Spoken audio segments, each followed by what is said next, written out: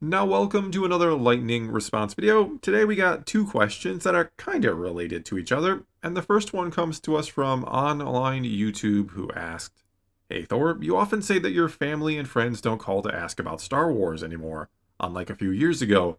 Unlike those of us who study the expanding universe, legends, or canon, how does the average audience view Luke in The Last Jedi and Palpatine's return in The Rise of Skywalker? Do they see it as a natural progression of the character? They may or may not like it, but they consider it meaningful and consistent with the Luke and Palpatine of the original trilogy, and that George Lucas's 6 films would lead to this ending, or do they see it as Disney fanfiction, not considering it canon?"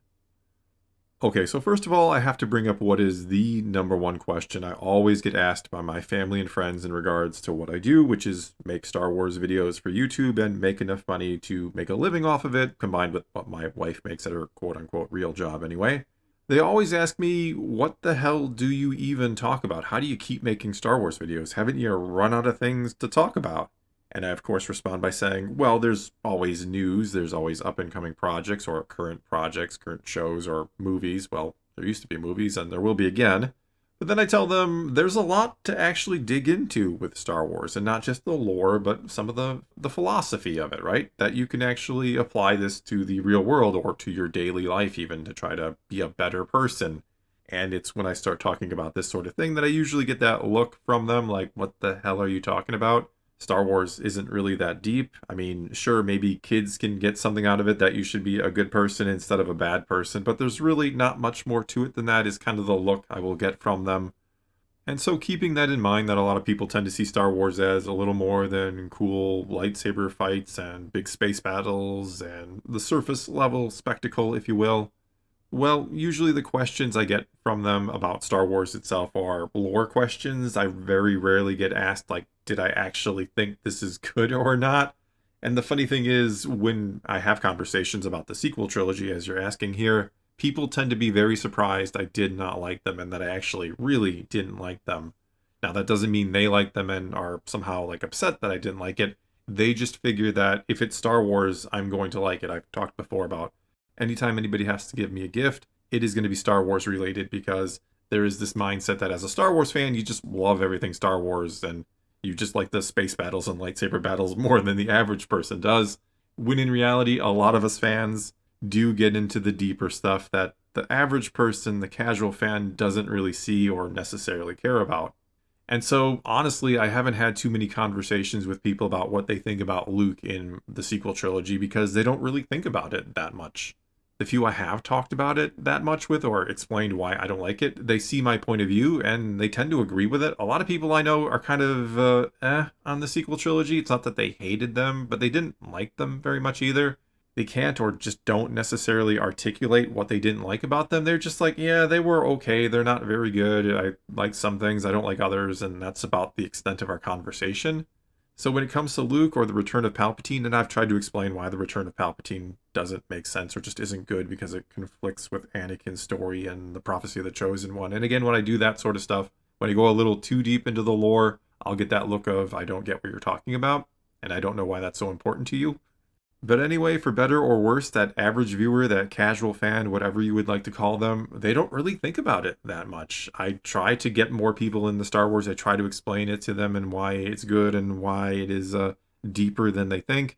But oftentimes they don't have much interest in it. They just don't care. And for them, again, the sequel trilogy was disappointing, not necessarily because it destroyed legacy characters or because Luke Skywalker was bad or Palpatine returning was stupid. It wasn't great because there was just something about the movies that just didn't work for them. Something that didn't have anything to do with the things that the hardcore fans have issue with, but just the movies themselves. And yeah, you don't have to be a Star Wars nerd or a lore master to watch those movies and understand there was no plan, that the story just goes all over the place and it just doesn't make a ton of sense. It's not very cohesive. I have heard people say that to me, that, yeah, I didn't really understand the story. It just goes all over, and then by the last movie, just stuff happens. But yeah, to answer your question, for better or worse, most people, most average fans, just don't really care that much about Luke's legacy or Palpatine returning or any of it. They just want cool stuff and they want a consistent story. And well, the sequels didn't exactly offer that to them. All right, and now on to this question from Sounders EBFG, who asked, Hey Thor, excellent video as always. It really got me thinking of parallels with the anime industry in terms of gatekeeping. There is a push nowadays to keep out tourist fans who claim to like the show slash anime slash IP that original niche audiences have been loyal to for years. Do you see this movement or something similar happening now or in the future with Star Wars? Mind you, I don't mean Baby Yoda fans per se, but fans who, for example, try and hijack a show's fandom for political, moral signaling. And I do think that gatekeeping can be a sort of necessary evil at times. That at face value, it sounds or looks terrible, right? That you're trying to keep a person out of your fandom for any reason whatsoever, which just doesn't seem like a nice thing to do, right? It seems like, and it usually is portrayed as or seen as, motivated by hate. That, oh, you don't like this certain person or this certain group of people, so you're a hateful person who is very selfish and you want the franchise all for yourself. You want it to just be this thing that you have always loved, and you won't let other people come in and experience it so that they can love it.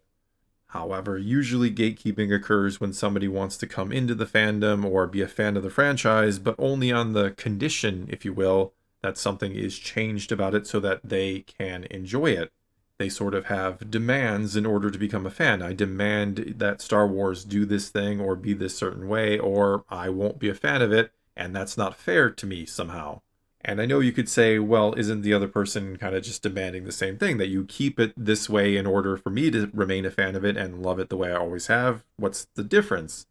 Well, the difference would be it's already been established this certain way. It has been this thing for a very, very long time. And it's not necessarily that you don't want to share it or see it change at all, that you wouldn't say, okay, well, I don't have a problem with this being added or changed a little bit in order to be more accommodating to other people.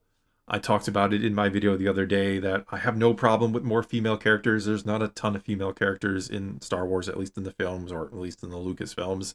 So I totally understood making Rey the main protagonist of the sequel trilogy. I was cool with that. But then there are people who want to radically change things about Star Wars to the point where it just wouldn't be Star Wars anymore. And I really don't think that's fair to the fans who have always been here and have always supported it and supported it with their time and money as well. I mean, I'm not a huge fan of gatekeeping, but I understand why people don't want to see others come in and change what they have loved for a very long time. And I do think oftentimes, especially nowadays, there is this sort of belief that if a property like Star Wars is not as accommodating as possible, that it is being exclusionary intentionally, or that it's not fair to certain groups of people, that it isn't being made more accommodating to them. But as I argued in a video the other day, the more you try to appeal to as many people as possible, the more generic what you make has become, or will probably become. It's the one-size-fits-all problem, that you can't make something that every group of people is going to enjoy, and the more you try to do that, the less any individual is really going to enjoy it, because it's become just this hodgepodge of so many different ideas or things you needed to include to appease everybody. And so if you are gatekeeping in order to stop your franchise from being taken over by people who don't love it for what it already is, who want to see major changes made to it, yes, I can understand that. Again, I'm not saying I love the idea of it or that it has to happen or that it does happen, because to actually answer your question, I do think it has happened in Star Wars or is happening in Star Wars to some degree. Anyway, I understand wanting to defend what you love and not see it taken over by others. That doesn't mean you hate the other people. It just means you want to defend the thing you love. I think Rose said something like that once upon a time. That's how we're gonna win. Not fighting what we hate. Saving what we love. But anyway, I think that's going to be all I got for you this time. Now it is your turn to take to the comments below and tell me what you think about anything and everything I had to say here, or ask a question for a future lightning response video. All you got to do is start your comment off with "Hey Thor." You ask your question, I try to answer it in a future video. Just keep in mind I get asked a ton of questions, so don't take it personally if I don't respond to yours. Feel free to ask it again, and maybe I'll get to it at another point. But anyway, leave those comments below. Let's talk some Star Wars, and until next time, thanks for watching.